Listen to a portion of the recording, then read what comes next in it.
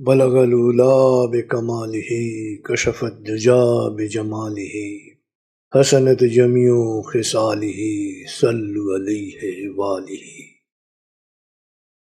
बलग लूला बिकमालिही कशफत दुजा बिजमालिही हसनत जमियो खिसालिही सल्लु अलैहि वालिही।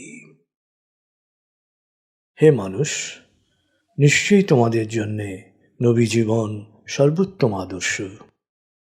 সূরা আহজাব আয়াত 21। প্রিয় শরীদ, আসসালামু আলাইকুম। আপনার উপর শান্তি বর্ষিত হোক। আপনি জানেন নবী জীবন কোরআনের ফলিত রূপ। কোরআন বুঝতে হলে, কোরআনের গভীরে ডুব দিতে হলে নবী জীবনকে জানতে হবে। নবী জীবনকে যত গভীরভাবে অধ্যয়ন করবেন, নবী প্রেমে নিজের অন্তরকে যত প্লাবিত করতে পারবেন, তত আপনি কোরআনের দেমাগি ও কালবি অর্থাৎ বাস্তব ও পরাবাস্তব জ্ঞানের ছটায় চমকিত হবেন। কোরআনে ব্যক্ত ও সুপ্ত সব কথারই মর্মমূলে প্রবেশ করবেন। বিশ্বাসের স্তর থেকে আপনার উত্তরণ ঘটবে জানার স্তরে। এবারের রমজান কোরআন ও নবী জীবন অধ্যয়নের চমৎকার সুযোগ এনে দিয়েছে। বাসায় আপনি পাচ্ছেন অফুরন্ত সময়। এ সময় আপনি সোশ্যাল মিডিয়া, টিভি বা স্মার্টফোনে তাকিয়ে থেকে ভয়, আতঙ্ক, উৎকণ্ঠায় দিশেহারা হতে পারেন। আবার কোরআন ও নবী জীবনের আলোয় আলোকিত সমমর্মী মানুষ হয়ে হাজারো মানুষের আশ্রয়স্থলও হয়ে উঠতে পারেন। আতঙ্ক ঝেড়ে ফেলে আলোর পথে এগুলেই আপনি দুনিয়ায় সফল ও আখিরাতে সম্মানিত হবেন। নবী জীবন অধ্যয়নে আমাদের যাত্রা সহজ হোক, সফল হোক। প্রথম পর্বে আপনারা শুনেছেন নবী আগমনের পটভূমি, আয়ামে জাহিলিয়াত, মক্কার বিবর্তন, কাবার নিয়ন্ত্রক বেনিয়া পুরোহিত চক্রের শোষণ ও ভোগবাদী সমাজে নৈতিক ও মানবিক মূল্যবোধের চরম বিপর্যয়ের বিবরণ। দ্বিতীয় পর্বে আপনারা শুনেছেন শূন্য থেকে জীবন শুরু, অনিশ্চয়তার পর অনিশ্চয়তা, নিজ শ্রম ও মেধায় ৩৫ বছর বয়সে আসীন হলেন মক্কার সমাজে উচ্চ মর্যাদায়। তৃতীয় পর্বে আপনারা শুনেছেন জীবনের বাকবদল, জাহেলিয়াত থেকে উত্তরণের সূত্র লাভ, আল্লাহ এক, তিনি ছাড়া কোনো উপাস্য নেই, সকল মানুষ সমান। শুরু করলেন সত্যের প্রচার, প্রথমে গোপনে, তারপর প্রকাশ্যে। চতুর্থ পর্বে আপনারা শুনেছেন নির্মম নির্যাতন ও উৎপীড়নের মুখে স্বল্প সংখ্যক সংঘবদ্ধ মানুষের বিশ্বাস ও অহিংসায় অটল থেকে আত্মিক তুরীয় আনন্দে অবগাহনের বিবরণ। পঞ্চম পর্বে আপনারা শুনেছেন হিজরত, চরম অনিশ্চয়তার মুখে সোনালী সকালের পথে যাত্রার বিবরণ। ষষ্ঠ পর্বে শুনেছেন মদিনায় আগমনের পর সামাজিক রাজনৈতিক প্রতিকূলতার মধ্যে ধাপে ধাপে তার ঘর গোছানোর কাহিনী। সপ্তম পর্বে আপনারা শুনেছেন সীমিত শক্তি উপকরণ নিয়ে বড় বিজয়ের উপাখ্যান। অষ্টম পর্বে আপনারা শুনেছেন ঘর গোছানোর সাথে সাথে ধনীর সম্পদে দরিদ্রের অধিকার প্রতিষ্ঠায় জাকাতের বিধানাবলীর বিবরণ। নবম পর্বে আপনারা শুনেছেন নিশ্চিত বিজয় বিপর্যয়ে রূপান্তরের উপাখ্যান। দশম পর্বে আপনারা শুনেছেন বিপর্যয় থেকে বিজয়ে উত্তরণের কাহিনী। একাদশ পর্বে আপনারা শুনেছেন হাজার বছরের শোষণের অবসান ও সামাজিক সুবিচার প্রতিষ্ঠার ভিত্তি স্থাপনের বিবরণ। দ্বাদশ পর্বে আপনারা শুনেছেন সাহস ও সমঝোতায় বিজয়ের বিবরণ ও মুনাফেকদের অপপ্রচারের ব্যর্থতার কাহিনী। ত্রয়োদশ পর্বে আপনারা শুনেছেন খন্দক, নবীজির কৌশলের কাছে কুরাইশদের পরাজয়ের বিবরণ। চতুর্দশ পর্বে আপনারা শুনেছেন হুদাইবিয়া, নবীজির অহিংস নীতির ঐতিহাসিক সাফল্যের বিবরণ। এবার পঞ্চদশ পর্বে আপনারা শুনবেন নবীজির বাণী নিয়ে দিকে দিকে দূতদের অকুতভয় অভিযাত্রার বিবরণ। এখন তাহলে আরাম করে বসুন, আমরা শুরু করছি। বলগল উলা বিকমালিহি কশফুদ্দুজা বিজমালিহি হসনত জমিও খিসালিহি সল্লু আলাইহি ওয়ালিহি। বলগল উলা বিকমালিহি কশফুদ্দুজা বিজমালিহি হসনত জমিও খিসালিহি সল্লু আলাইহি ওয়ালিহি। হুদায়বিয়ার চুক্তি আরবের ধর্মীয় ও রাজনৈতিক সমীকরণ বদলে দিল পুরোপুরি। নবীজি ও তার অনুসারীদের যে কোনোভাবে বিনাশ করার প্রাথমিক উদ্যোগ যাদের ছিল, সেই কুরাইশরা শান্তি চুক্তি করার মধ্যে দিয়ে তাদের 2 দশকের সশস্ত্র বিরোধিতার অবসান ঘটাল। আরব উপদ্বীপে কুরাইশদের 100 বছরের ধর্মীয়, অর্থনৈতিক ও রাজনৈতিক কর্তৃত্বের কারণে ছড়িয়ে ছিটিয়ে থাকা বেদুইন গোত্রগুলোর মধ্যে ইসলামের বিরুদ্ধে যে যুদ্ধংদেহী ভাব ছিল, এই চুক্তির ফলে তাও বহুলাংশে কমে গেল। তারা ভাবল, কুরাইশরাই যেখানে রণভঙ্গ দিয়েছে, সেখানে আমাদের ঝামেলায় যাওয়ার দরকার কি। বাকি থাকলো নজদের গাতাফান ও উত্তরাঞ্চলের ইহুদিরা। গাতাফানরা কোনো সুসংহত শক্তি না হলেও খয়বরের ইহুদিরা আরবের একটি বড় শক্তি, আর নবী বিদ্বেষীদের একটি বড় দল সেখানে তাদের অবস্থানকে সুদৃঢ় করছে। অর্থ, অস্ত্র, জনবল ও সম্পদে তারা প্রাচুর্যবান, আর চক্রান্ত, ষড়যন্ত্র ও কূটকৌশলে দক্ষ। সামগ্রিক শান্তি ও নিরাপত্তার কারণে মুসলমানদের সাথে অন্যান্যদের যোগাযোগ বেড়ে গেল, আর অল্প সময়ের মধ্যেই মুসলমানদের সংখ্যা বাড়ল দ্বিগুণ। পরিবর্তিত পরিস্থিতিতে নবীজির প্রজ্ঞা তাকে বলে দিল, এখন প্রস্তুতি নিতে হবে ত্রিমুখী। এক, বিভিন্ন অঞ্চল থেকে আগত কৌতূহলী মানুষের কাছে ইসলামের মর্মবাণী সঠিকভাবে পৌঁছানো ও তাদেরকে ধর্মীয়, পালনীয়, করণীয় সম্পর্কে যথাযথ জ্ঞান দান করা, অর্থাৎ ইসলামী জ্ঞান চর্চার প্রসার। এক্ষেত্রে আহলে সুফার সদস্যদের ভূমিকা হবে সবচেয়ে গুরুত্বপূর্ণ। 2, যে কোনো আক্রমণের মোকাবেলায় সামরিক প্রস্তুতি গ্রহণ। 3, তিনি যেহেতু সকল সৃষ্টির জন্যে করুণাস্বরূপ প্রেরিত হয়েছেন, তাই নতুন অবস্থার প্রেক্ষিতে আরবের বাইরে সবার কাছেই শাশ্বত ধর্মের আহ্বান পৌঁছানোর জন্যে উপযুক্ত দূত প্রেরণ। দূত প্রেরণের ক্ষেত্রে তার পূর্ব প্রস্তুতি যে কত ব্যাপক ছিল, তা দূতদের নাম ও সংখ্যা দেখলেই বোঝা যায়। 1, নবীজি আরবের বাইরে প্রথম পত্র প্রেরণ করেন আবিসিনিয়ায়, বর্তমান ইরিত্রিয়ায়। পত্রবাহক ছিলেন আমর ইবনে উমাইয়া আদ-দামরি। তিনি রাজা নাজ্জাসি আসামা ইবনে আল আবজারকে কোরআনের আয়াত উদ্ধৃত করে ইসলাম গ্রহণের আমন্ত্রণ জানান। নাজ্জাসি পত্রটি 2 চোখে ঠেকিয়ে সিংহাসন থেকে নেমে এসে ইসলাম গ্রহণ করেন। 2, মিশরের কপ্টিক খ্রিস্টান রাজা মুকাওয়াকিস নামে পরিচিত জুরাইজ ইবনে মিনাকেও ইসলাম গ্রহণের আহ্বান জানিয়ে নবীজি পত্র প্রেরণ করেন।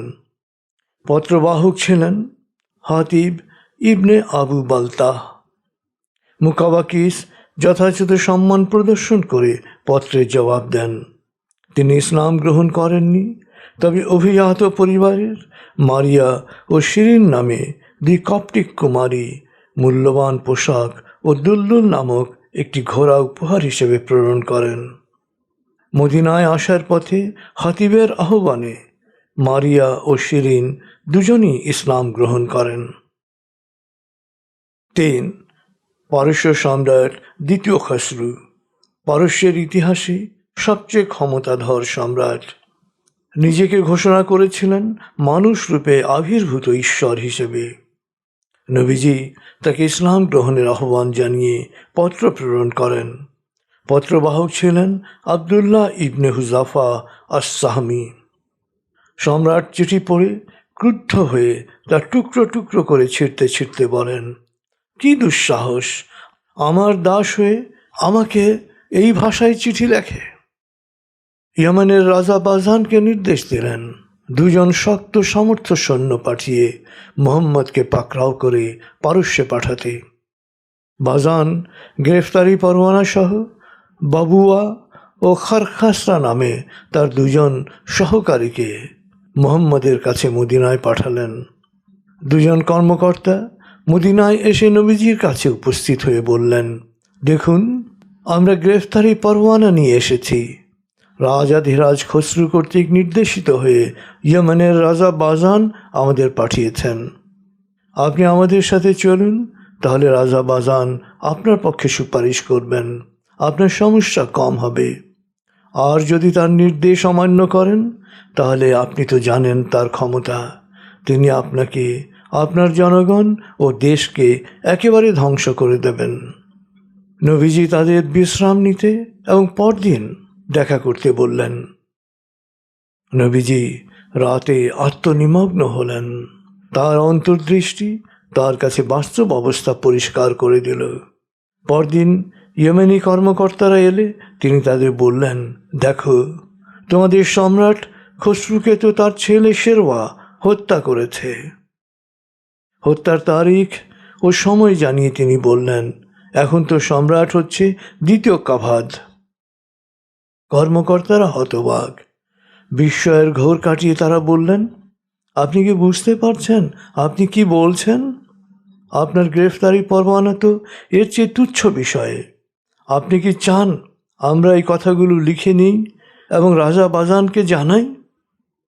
নবীজি বললেন, আমার তরফ থেকে রাজা বাজানকে আরও বলবে যে আমার ধর্ম ও আমার রাজত্ব পারস্যের উপর বিজয়ী হবে। তিনি যদি ইসলাম গ্রহণ করেন, তবে আমি তাকে তার বর্তমান শাসিত অঞ্চলের শাসক নিযুক্ত করব। কর্মকর্তাদ্বয় ইয়েমেনে ফিরে গিয়ে রাজা বাজানকে পুরো ঘটনা খুলে বলল। রাজা বাজান ভাবনায় পড়ে গেলেন। এর মধ্যেই পারস্য থেকে খবর এলো খসরুকে হত্যা করে দ্বিতীয় কাভাদ সিংহাসনে অধিষ্ঠিত হয়েছেন। তিনি সকল সেনাধ্যক্ষকে তার প্রতি আনুগত্য প্রকাশের আহ্বান জানিয়েছেন। বাজান তার কর্মকর্তা খারখাসরাকে ডেকে পাঠালেন। তার কাছ থেকে মোহাম্মদ সম্পর্কে আরও তথ্য জানতে চাইলেন। খারখাসরা বললেন, কোনো রাজা আসলে এ ধরনের কথা বলতে পারেন না। তিনি জনগণ বা কারো কাছ থেকে তাকে রক্ষার জন্যে কোনো নিরাপত্তা প্রহরীও রাখেন না। আমি তাঁর কথার মতো কারো কথায় এতটা প্রভাবিত হইনি। রাজা বাজান নিশ্চিত হলেন যে মোহাম্মদ আল্লাহর রসুল। রাজা বাজান তার নতুন উপলব্ধির কথা তার উপদেষ্টা ও সভাসদদের বললেন।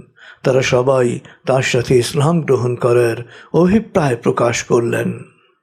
তাদের দেখা দেখি ইয়েমেনের খ্রিস্টান ও অগ্নি উপাসকদের অধিকাংশই ইসলাম গ্রহণ করলেন। নবীজি বাজানকেই ইয়েমেনের প্রশাসক নিযুক্ত করলেন এবং একদল সাহাবীকে প্রেরণ করলেন ইসলামের মূলনীতি শিক্ষাদান ও ইসলামী জীবনধারা অনুসরণের তালিম দিতে। এভাবেই তখনকার পারস্য সাম্রাজ্যের করদ রাজ্য ইয়েমেন আশ্রয় পেল ইসলামের ছায়াতলে। 4. রোমান সম্রাট হেরাক্লিয়াসের কাছে ইসলাম গ্রহণের আহ্বান জানিয়ে নবীজি পত্র প্রেরণ করলেন। পত্রবাহক ছিলেন দাহিয়া আল কালবি। নবীজির পত্র যখন রোম সম্রাটের কাছে পৌঁছল, তখন তিনি জেরুজালেমে অবস্থান করছিলেন। তিনি মুহাম্মদ সম্পর্কে বিস্তারিত জানার জন্যে আরবের উল্লেখযোগ্য কাউকে পাওয়া যায় কিনা খোঁজ নিতে বললেন। আবু সুফিয়ান তখন কোরাইশ ব্যবসায়ী কাফেলার নেতা হিসেবে সেখানে অবস্থান করছিলেন। সম্রাটের চররা তাদেরকে দরবারে হাজির করল। সম্রাট জিজ্ঞেস করলেন, আরবের নবী বলে যিনি নিজেকে দাবি করছেন, তোমাদের মধ্যে কে তার সবচেয়ে নিকট আত্মীয়? আবু সুফিয়ান বললেন, আমি। সম্রাট হেরাক্লিয়াসের একের পর এক প্রশ্নের জবাবে মুহাম্মদ সম্পর্কে আবু সুফিয়ান বললেন, তিনি আমাদের মধ্যে এক সম্ভ্রান্ত বংশে জন্মগ্রহণ করেছেন। তার পরিবারে কেউ ইতপূর্বে রাজা ছিল না। তার পরিবারের কেউ ইতপূর্বে নবী হওয়ারও দাবি করেননি। তার অনুসারীদের মধ্যে ধনাঢ্যদের চেয়ে গরিবদের সংখ্যাই বেশি। তার অনুসারীদের সংখ্যা দিন দিন বাড়ছে। তার ধর্মে দীক্ষিত হওয়ার পর ধর্মের দোষ ত্রুটি দেখে কেউ তার ধর্ম থেকে বেরিয়ে যায়নি। তিনি ইতপূর্বে কখনো মিথ্যা বলেননি এবং ওয়াদা ভঙ্গ করেননি। তবে সম্প্রতি আমরা তার সাথে এক চুক্তিতে আবদ্ধ হয়েছি। এ ব্যাপারে আমরা জানি না তিনি কি করবেন। তার সাথে আমাদের যুদ্ধ হয়েছে, কখনো আমরা জিতেছি, কখনো তিনি। তিনি আমাদেরকে বলেন, তোমরা এক আল্লাহর ইবাদত করবে, আল্লাহর সাথে কোনো কিছুকে শরিক করবে না। পূর্বপুরুষদের ভ্রান্ত সংস্কার থেকে বেরিয়ে এসো, নামাজ কায়েম করো, মিথ্যা বর্জন করো, সত্যবাদী হও, অন্যায় করা থেকে বিরত থাকো, পারিবারিক বন্ধনকে মজবুত করো। আবু সুফিয়ান পরবর্তী সময়ে বলেন, সম্রাটের সামনে যখন আমি বসেছিলাম তখন আমার পেছনে আমার ব্যবসায়িক সফর সঙ্গীরাও বসেছিল। তাদেরকে বলা হয়েছিল, আমি যদি সম্রাটের প্রশ্নের উত্তরে কোনো মিথ্যা কথা বলি, সাথে সাথে তারা যেন তা প্রকাশ করে দেয়, আর যদি তারা মিথ্যা গোপন করে তবে তাদের গর্দান যাবে। পাছে তারা আমাকে মিথ্যাবাদী প্রতিপন্ন করতে পারে। এই আশঙ্কায় আমি সম্রাটের সামনে মুহাম্মদ সম্পর্কে কোনো মিথ্যা বলিনি। তা না হলে আল্লাহর কসম আমি মিথ্যা বলতাম। আবু সুফিয়ান বলেন, আমার বক্তব্য শোনার পর সম্রাট হেরাক্লিয়াসের বক্তব্য থেকে পরিষ্কার বোঝা যায় যে মুহাম্মদের নবুয়তের দাবির ওপর তার আস্থা রয়েছে। আমার জবাব ব্যাখ্যা করে হেরাক্লিয়াস বলেন, এই নবী অন্যান্য নবীর মতোই সম্ভ্রান্ত বংশে জন্মগ্রহণ করেছেন। তার বংশে ইতিপূর্বে কেউ নবী ছিলেন না বা রাজা ছিলেন না, তাই আমরা বলতে পারি না যে তিনি তার পূর্বপুরুষের রাজত্ব পুনরুদ্ধারের জন্যে নিজেকে নবী বলে দাবি করছেন। আর যেহেতু তিনি মানুষের সাথেই কখনো মিথ্যা বলেননি, তাই আল্লাহকে জড়িয়ে কোনো মিথ্যা বলতে পারেন না। অনুসারীদের মধ্যে গরিবের সংখ্যা বেশি এবং তারা ক্রমবর্ধমান। আসলে ধর্মের ব্যাপারে এটাই নিয়ম। ধর্ম পরিপূর্ণ না হওয়া পর্যন্ত এই প্রবৃদ্ধি অব্যাহত থাকে। একবার তার ধর্ম গ্রহণ করার পরে পিতৃধর্মে ফিরে না আসার কারণ হচ্ছে বিশ্বাস তাদের অন্তরে প্রশান্তি সৃষ্টি করেছে। ওয়াদা ভঙ্গ না করার কারণ হচ্ছে কোনো নবী বিশ্বাস ভঙ্গ করেন না। তিনি আদেশ করছেন এক স্রষ্টার উপাসনা করতে, কাউকে তার সাথে শরিক না করতে, নামাজ পড়তে, সৎ থাকতে, জুলুম না করতে, মূর্তি পূজা না করতে। এই কথাগুলো যদি সত্য হয় তাহলে আমার পায়ের নিচের মাটির ওপরও তার কর্তৃত্ব প্রতিষ্ঠিত হবে। হেরাক্লিয়াস বলেন, আমি জানি এ সময় একজন নবীর আবির্ভাব হবে, কিন্তু তিনি যে আরবে তোমাদের মাঝে আবির্ভূত হবেন তা কখনো আমার মনে হয়নি। বিষয়টি যদি আমার এখতিয়ারে থাকতো তবে আমি অবশ্যই তার সাথে সাক্ষাৎ করতাম এবং তার পদযুগল ধুইয়ে পুণ্য অর্জন করতাম। রোমান সম্রাট এরপর তাকে লেখা রসুলের চিঠি পড়ে শোনাতে বলেন। তাকে পড়ে শোনানো হয়। দয়াময় মেহেরবান আল্লাহর নামে। আল্লাহর দাস ও তার রসুল মুহাম্মদের পক্ষ হতে রোম সম্রাট হেরাক্লিয়াসের প্রতি। যে হেদায়েতের পথ অনুসরণ করবে তার প্রতি শান্তি বর্ষিত হোক। আমি আপনাকে ইসলাম গ্রহণের জন্য আমন্ত্রণ জানাচ্ছি। ইসলাম গ্রহণ করলে আপনি শান্তি ও নিরাপদে থাকবেন। আল্লাহ আপনাকে দ্বিগুণ পুরস্কার দেবেন। আর যদি ইসলাম প্রত্যাখ্যান করেন তবে জনগণের পাপের বোঝা আপনাকেই বইতে হবে। কোরআনের আয়াত উদ্ধৃত করে চিঠিতে লেখা হয়, হে নবী, ওদের বলো, হে কিতাবীরা, এসো আমরা আমাদের কিতাবের অভিন্ন কথায় একমত হই। আর কথাটি খুব সহজ, আল্লাহ ছাড়া কারো উপাসনা করব না, আল্লাহর সাথে কাউকে শরিক করব না, আল্লাহ ছাড়া কাউকে বা কোনো মানুষকে প্রতিপালক বা প্রভুরূপে গ্রহণ করব না। যদি তারা এই বিষয়ে একমত হতে না চায় তবে তাদের সুস্পষ্টভাবে বলো, তোমরা সাক্ষী থাকো, অবশ্যই আমরা আল্লাহতে সমর্পিত হয়েছি। সূরা আলে ইমরান আয়াত 64। সুস্পষ্টভাবেই বোঝা যায় সম্রাটের বক্তব্য ও নবীজির চিঠির সুনির্দিষ্ট আবেদন দরবারের পুরোহিত সহ সভাসদদের মধ্যে অস্থিরতা ও চাঞ্চল্য সৃষ্টি করল। আবু সুফিয়ানদের দ্রুত দরবার থেকে বেরিয়ে যেতে বলা হলো। তারা বেরিয়ে গেলেন। বেরিয়ে এসে আবু সুফিয়ান তার সঙ্গীদের বললেন, রোম সম্রাটও দেখি মুহাম্মদকে ভয় পেতে শুরু করেছে। এরপর থেকে আবু সুফিয়ানের মধ্যে ধারণা বদ্ধমূল হয়ে গেল যে শেষ পর্যন্ত মুহাম্মদই বিজয়ী হবে। সম্রাট মুসলিম দূতকে প্রচুর উপঢৌকন দেন মুহাম্মদের কাছে পৌঁছে দেওয়ার জন্যে। সম্রাট হেরাক্লিয়াস কখনো নবীর সাহচর্যে আসার চেষ্টা করেননি। সাম্রাজ্য ও ক্ষমতা পার্থিব জীবনে এক বিশাল মোহ। এই মোহ থেকে বেরোনো খুব কঠিন। নবীর দূতের সাথে চমৎকার সৌজন্যমূলক আচরণের পেছনে কারণ ছিল তার জ্ঞান অনুরাগ ও শঙ্কা। তিনি ধর্মীয় জ্ঞানের যেমন অনুরাগী ছিলেন, তেমনি ছিলেন জ্যোতির্বিদ্যায় পারদর্শী। গ্রহ নক্ষত্র গণনা করে এক রাতে তিনি নিজের ভবিষ্যৎ সম্পর্কে পূর্বাভাস পান। তিনি বুঝতে পারেন তার সাম্রাজ্যের বিনাশ হবে এমন এক জাতির হাতে যারা খাতনা করে। জ্যোতির্বিদ্যায় পারদর্শী তার বন্ধু জেরুজালেমের রাজার সাথেও তিনি তার এই পূর্বাভাস নিয়ে পত্র বিনিময় করেন। তিনিও গ্রহ অবস্থানের একই ব্যাখ্যা প্রদান করেন। ইহুদিদের খাতনার বিষয়টি তার জানা ছিল, তাই তিনি আগাম ইহুদি বিনাশের পরিকল্পনা নিয়েছিলেন। কিন্তু তা বাস্তবায়িত করার আগেই তিনি জানতে পারেন আরবরাও খাতনা করে। নবীজির চিঠি পেয়েই তিনি অনুধাবন করতে পারলেন তার ভবিষ্যৎ। তাবুকে নবীজির বিরুদ্ধে সরাসরি যুদ্ধে এড়িয়ে যাওয়ার পেছনেও হয়তো এই কারণই কাজ করেছে। মুসলমানদের বিরুদ্ধে পরিচালিত যুদ্ধে রোমানদের পরাজয়ের পেছনেও এই মানসিক দুর্বলতা একটি বড় কারণ হিসেবে বিরাজ করতে পারে। 5. দামেস্কের রাজা আল হারিস ইবনে আবি শিমের আল গাসসানির কাছেও ইসলাম গ্রহণের আমন্ত্রণ জানিয়ে নবীজি পত্র প্রেরণ করেন। দূত ছিলেন সুজা ইবনে ওয়াহাব। রোমান সম্রাটের অনুগত গাসসানি পত্র পেয়ে ক্ষুব্ধ প্রতিক্রিয়া ব্যক্ত করেন। দম্ভ সহকারে বলেন, আমার রাজ্য থেকে কে আমাকে উচ্ছেদ করবে? আমি তার সাথে যুদ্ধ করব। 6.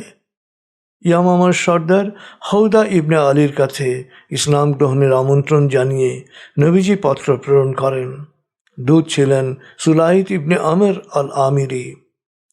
পত্রের জবাবে হাউদা আরবে নিজের উচ্চ মর্যাদার উল্লেখ করে লিখলেন, আমাকে সরকারের গুরুত্বপূর্ণ অংশ করলে আমি ইসলাম গ্রহণ করব। নবীজি নীতিগত কারণেই তার প্রস্তাব প্রত্যাখ্যান করলেন। নবীজি কিছুদিন পর বললেন, হাউদা তো মারা গেছে, তবে ইয়ামামা থেকে এক মিথ্যাবাদীর আবির্ভাব ঘটবে যে নিজেকে নবী বলে দাবি করবে, আর তাকে হত্যা করা হবে। তখন নবীজিকে একজন জিজ্ঞেস করলেন, কে তাকে হত্যা করবে? নবীজি বললেন, তুমি ও তোমার সঙ্গীরা। পরবর্তীকালে তাই ঘটেছিল। বাহরাইনের রাজা মুনজির ইবনে সাওয়ার কাছে ইসলাম গ্রহণের আমন্ত্রণ জানিয়ে পত্র প্রেরণ করেন নবীজি। দূত ছিলেন আবুল আলা আল হাদরামি। রাজা মুনজির ইসলাম গ্রহণ করেন। তিনি খুব বিনয়ের সাথে জবাবে লিখলেন, আপনার চিঠি পড়েছি। আপনি বাহরাইনের জনগণকে ইসলাম গ্রহণের আমন্ত্রণ জানিয়েছেন। অনেকেই ইসলাম গ্রহণ করেছে, অনেকেই ইসলাম গ্রহণে আগ্রহী নয়। এদের মধ্যে ইহুদি ও পার্সিক রয়েছে। এদের ব্যাপারে করণীয় জানাবেন। জবাবে নবীজি লিখেন, আমি আপনাকে স্মরণ করিয়ে দিতে চাই, যে সত্যকে গ্রহণ করে সে তার নিজের কল্যাণেই গ্রহণ করে। যে আমার প্রতিনিধির পরামর্শ অনুসারে কাজ করে সে আসলে আমার উপদেশই অনুসরণ করে। আমার প্রতিনিধি আপনার প্রশংসা করেছে, আপনি আপনার দায়িত্ব পালন করে যান। মুসলিমদের তাদের ধর্ম প্রচারের পরিপূর্ণ সুযোগ দিন। বাহরাইনের মানুষের ব্যাপারে আপনার অনুরোধ আমি গ্রহণ করেছি। আমি পূর্ববর্তী অপরাধীদের সকল অপরাধ ক্ষমা করে দিয়েছি, আপনিও তাদের ক্ষমা করে দিতে পারেন। বাহরাইনের মানুষের মধ্যে যারা ইহুদি বা পার্শ্বিক ধর্ম অনুসরণ করতে চায় তারা তা অনুসরণ করতে পারে, তাদেরকে শুধু সুরক্ষা কর দিতে হবে। আসলে সুরক্ষা কর বা জিজিয়া অমুসলিমদের জাকাত ও বাধ্যতামূলক সামরিক দায়িত্ব থেকে মুক্তি দেয়, কারণ মুসলমানদের জন্য জাকাত আদায় ও সামরিক দায়িত্ব পালন বাধ্যতামূলক। হুদাইবিয়া থেকে ফিরেই নবীজি ইসলাম গ্রহণের আহ্বান জানিয়ে আরবের চারপাশের সকল রাজা ও শাসকদের কাছে দূতের মাধ্যমে পত্র প্রেরণ করেন। অথচ দৃশ্যমান বাস্তবতা ছিল একজন ধর্মপ্রচারক তার নিরস্ত্র অনুসারীদের নিয়ে জন্মভূমি মক্কায় কাবা তাওয়াফের জন্য প্রবেশ করতে পারেননি, যেখানে যে কোনো মানুষ প্রবেশ করার অধিকার রাখে। আসলে এমন দৃশ্যমান হতাশ অবস্থায় তখনকার দিনে মহাপরাক্রমশালী রাজা বাদশাদের নিজ ধর্মের প্রতি আহ্বান জানানোর সাহস করা কতটা বিশ্বাস ও গায়েবের জ্ঞান থাকলে সম্ভব তা যে কেউ আঁচ করতে পারেন। নবম স্ত্রী উম্মে হাবিবা, আসল নাম রমলা বিনতে আবু সুফিয়ান। তিনি কুরাইশ দলপতি আবু সুফিয়ানের কন্যা। বিয়ে হয়েছিল ওবায়দুল্লাহ ইবনে জাহশের সাথে। ইসলামের প্রথম যুগে স্বামীর সাথে ইসলাম গ্রহণ করেন। কুরাইশদের নির্যাতনের মুখে তারা আবিসিনিয়ায় হিজরত করেন। হিজরতের সময় তিনি গর্ভবতী ছিলেন। আবিসিনিয়ায় গিয়ে সেখানে কন্যা সন্তানের জননী হন, নাম রাখেন হাবিবা। তখন থেকেই তিনি রমলার পরিবর্তে উম্মে হাবিবা নামেই পরিচিতি লাভ করেন। আবিসিনিয়ায় অবস্থানকালে এক রাতে তিনি স্বপ্নে তার স্বামীকে খুব খারাপ অবস্থায় দেখেন। স্বপ্ন দেখে জেগে উঠে তিনি দুশ্চিন্তাগ্রস্ত হয়ে স্বগতোক্তি করেন, হায় আল্লাহ, সে তো বদলে গেছে, সে তো বরবাদ হয়ে গেছে। তার স্বপ্ন বাস্তবতায় রূপ নিল। পরদিন ভোরে তার স্বামী ওবায়দুল্লাহ এসে তাকে বলল, দেখো, আমি অনেক চিন্তা করে আবার খ্রিস্টান হয়ে গেছি। আগেও খ্রিস্টান ছিলাম, মুসলমান হয়েছিলাম, এখন মনে হচ্ছে না, খ্রিস্ট ধর্মই ইসলামের চেয়ে ভালো, তুমিও খ্রিস্টান হয়ে যাও। উম্মে হাবিবা খ্রিস্টান হতে অস্বীকৃতি জানালেন, বললেন, কোনো অবস্থাতেই আমি ইসলাম ত্যাগ করব না। স্বামী স্ত্রী আলাদা হয়ে গেলেন। স্বামী ওবায়দুল্লাহ অতিরিক্ত মদ্যপান করতে করতে মারা গেলেন। উম্মে হাবিবা আবিসিনিয়ায় কন্যাকে নিয়েই সময় কাটাচ্ছেন। এর মধ্যে এক রাতে তিনি স্বপ্ন দেখলেন কেউ তাকে সম্বোধন করছে, হে বিশ্বাসীদের মা। কয়েকদিনের মধ্যেই নবীজি রাজা নজ্জাসের কাছে চিঠি পাঠালেন উম্মে হাবিবার সাথে তার বিয়ের ব্যবস্থা করার জন্যে। রাজা বিয়ের আয়োজন সম্পন্ন করে উম্মে হাবিবাকে মদিনায় পাঠানোর ব্যবস্থা করলেন। তখন তার বয়স 38 বছর। নবীজির প্রতি প্রগাঢ় শ্রদ্ধাবোধের কারণে তিনি পিতা আবু সুফিয়ানকে ইসলাম গ্রহণের আগ পর্যন্ত তার বিছানায় বসতে দেননি। ঘটনাটি ঘটে হুদাইবিয়ার চুক্তি লঙ্ঘিত হওয়ার পর। আবু সুফিয়ান চুক্তি পুনরুজ্জীবিত করার মানুষে মদিনায় এলেন। ভাবলেন মেয়ের সহযোগিতায় নবীজিকে বোঝাবেন। উম্মে হাবিবার ঘরে গিয়ে তিনি একজন স্নেহপরায়ণ পিতার মতো মাটিতে পাতা বিছানায় বসতে গেলেন, কিন্তু উম্মে হাবিবা তার চেয়েও দ্রুততার সাথে বিছানা গুটিয়ে ফেললেন। বিস্মিত আবু সুফিয়ান জিজ্ঞেস করলেন মেয়েকে, এটা কি হলো? উম্মে হাবিবা খুব স্পষ্টভাবে বাবাকে বললেন, দেখুন, এটা নবীজির বিছানা, আর আপনি যেহেতু পৌত্তলিক, আপনি হচ্ছেন নাপাক, তাই আমি আপনাকে বসতে দেওয়ার মাধ্যমে এই বিছানাকে অপবিত্র হতে দিতে পারি না। উম্মে হাবিবা যেমন ধর্ম পালনে একাগ্র ছিলেন, তেমনি নিবেদিত ছিলেন সৎকর্ম ও দানে। তিনি 44 হিজরিতে ইন্তেকাল করেন।